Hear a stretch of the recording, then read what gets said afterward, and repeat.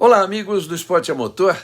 Com 11 vitórias em 16 corridas, Max Verstappen já pode até garantir o bicampeonato agora em Singapura, mas dependendo de algumas combinações, por exemplo, Sérgio Pérez não chegar ao pódio e Charles Leclerc ficar de oitavo para trás. Vamos combinar que parecem bem difíceis de acontecer. Mas não é só isso. Mesmo sendo o dominador absoluto da temporada, Verstappen nunca venceu na complicada pista de Singapura. Seria a primeira vez e, quem sabe, garantindo o título. De qualquer forma, o Mundial já tem um primeiro match point a favor do holandês. E como este GP não aconteceu durante o período de pandemia global, é também a primeira vez que o nosso pré-GP tem o prazer de falar desse belíssimo cenário de Singapura e da rica história de seu povo. O Pré-GP, programa que atrai muita gente para o nosso canal, é um presente que o fã de automobilismo recebe do Petronas Cintium com tecnologia Cooltech e do BRB, o Banco de Brasília, que abraçou o automobilismo brasileiro.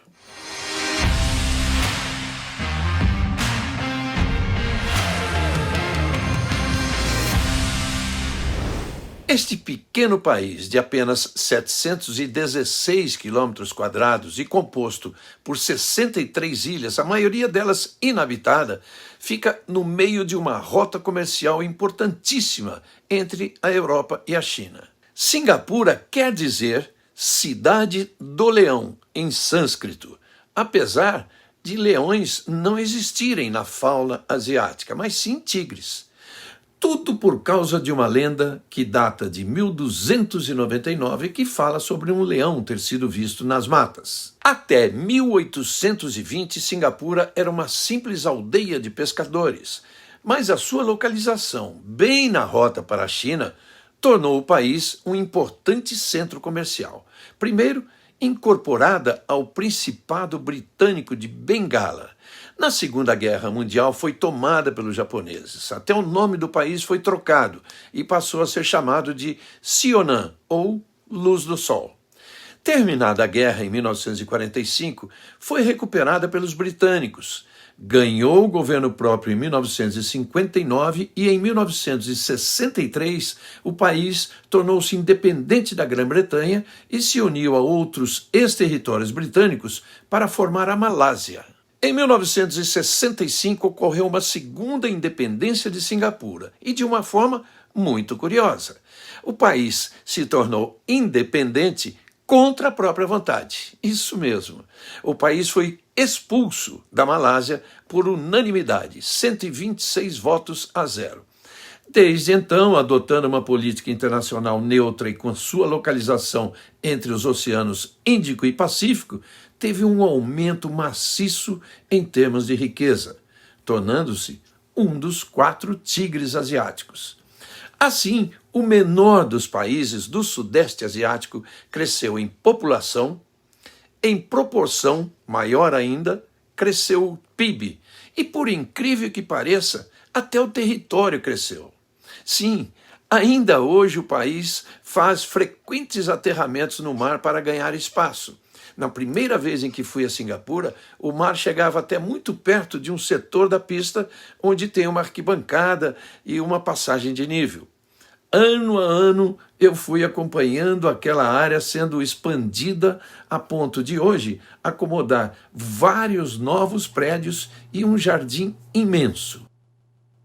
A população de Singapura passou de 1.200.000 pessoas para mais de 5 milhões em 40 anos apenas.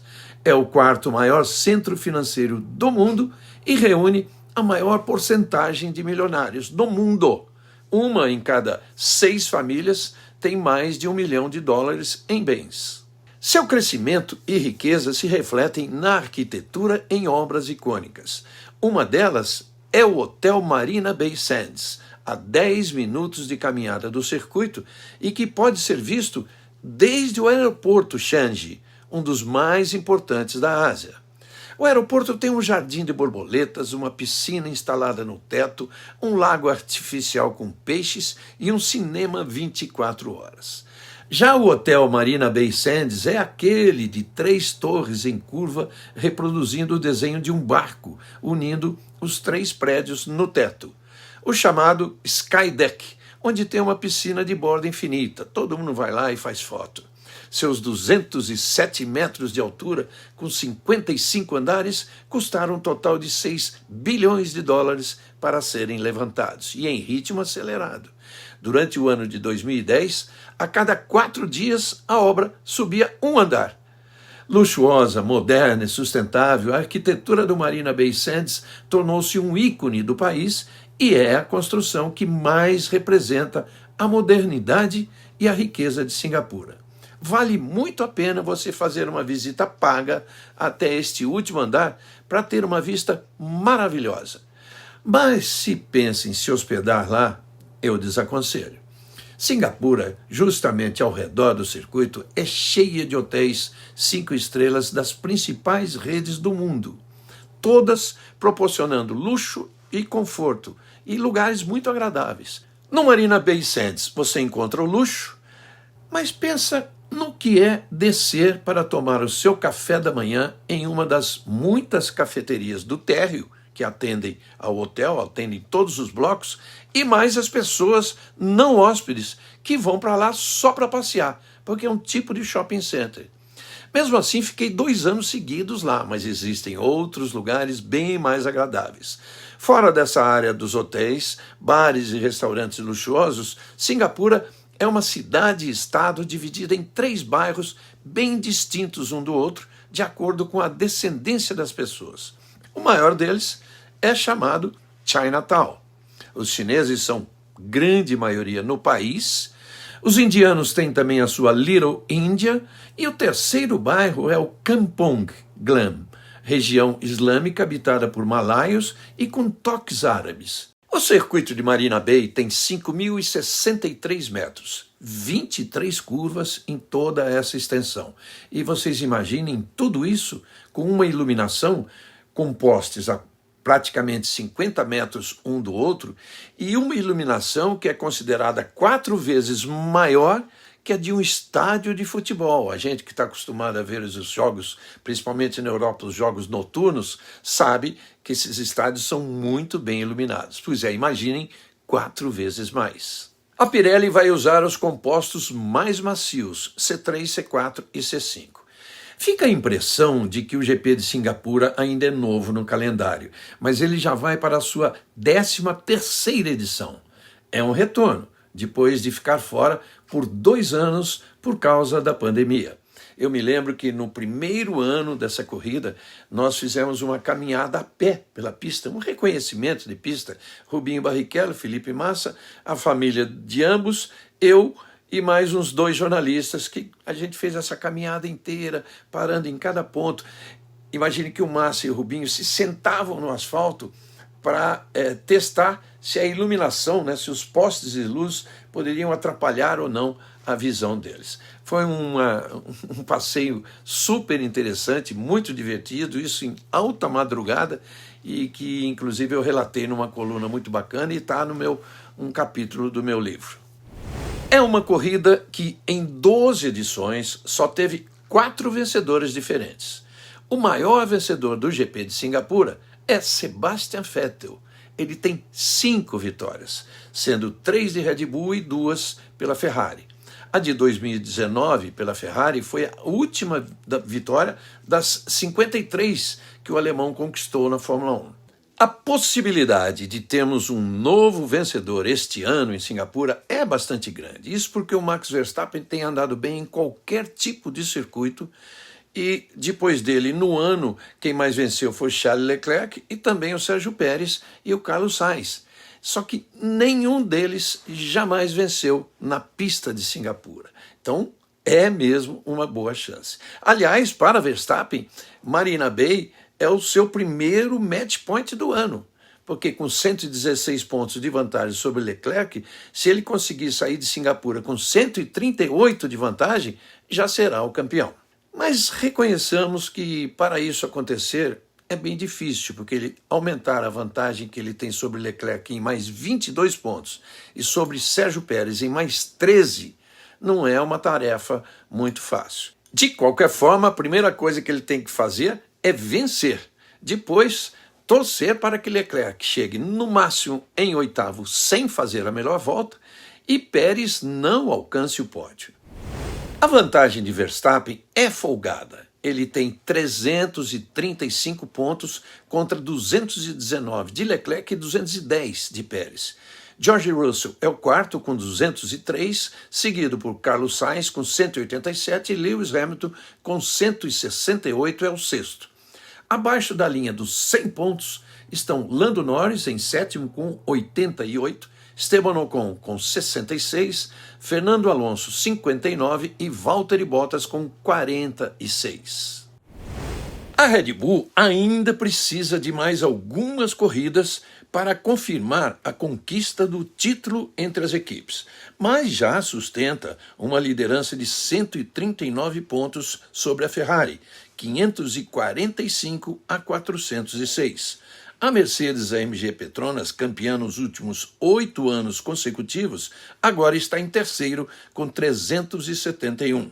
Enquanto a Alpine começa a se distanciar da McLaren no quarto lugar, 125 pontos para os franceses contra 107 dos britânicos. Com 52 pontos, a Alfa Romeo está longe de alcançar a McLaren, mas também longe de ser alcançada pela Haas, que soma 34. Esta sim anda meio ameaçada pela AlphaTauri, que está apenas um pontinho atrás. A Aston Martin soma 25 pontos e a Williams, com o nono lugar de Nick De Vries em Monza, agora soma 6. Nesta semana, Mercedes e Petronas confirmaram a renovação do contrato desta parceria que é a mais bem-sucedida da história, com 115 vitórias desde 2010. É bem incomum o anúncio de um novo contrato que só vai entrar em vigor a partir de 2026, mas isso significa um compromisso de desenvolver um combustível sustentável 100% avançado para as unidades de potências que serão usadas a partir de 2026 com regras novas. Apesar de ser na Ásia, ninguém vai precisar madrugar, isso porque o GP é realizado à noite. Aliás, foi o primeiro GP noturno da história. Pela grande diferença de fuso com a Europa, as equipes adotam um esquema de não alterar o relógio biológico das pessoas, dos seus funcionários. E os hotéis cooperam, tanto que as refeições são servidas em horários diferenciados, desde o café da manhã, que começa às 2 da tarde, até o jantar, que só acontece lá entre as 3 e 5 da madrugada, quando os mecânicos terminam o trabalho deles na pista.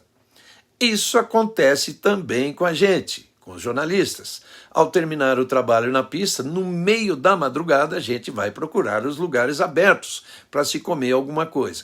E já faz alguns anos que a gente encontrou um lugar onde ficam 5 quiosques de vários tipos de cozinha diferente, não por acaso apelidado pela gente de sujinho, e como se fosse dia pleno, a gente compensa as horas de trabalho com muita diversão e um pouco de rock and roll, não é mesmo? Ico Regi e todos os amigos que durante esses anos todos dividiram as mesas com a gente lá no sujinho.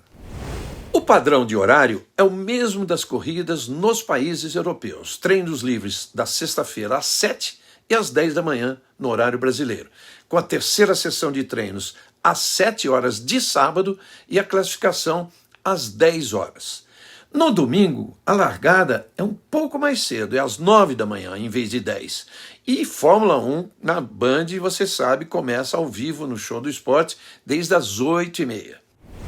Na segunda-feira, você também já sabe, temos o nosso tradicional Batendo Roda aqui com Rubinho Barrichello, isso às 18 horas no meu perfil do Instagram, @Regileme.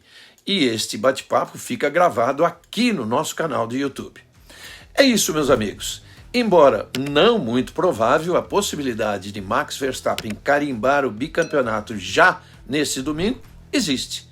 Mas o que a gente quer mesmo é ver uma corrida bem disputada naquele cenário encantador de Singapura by Night.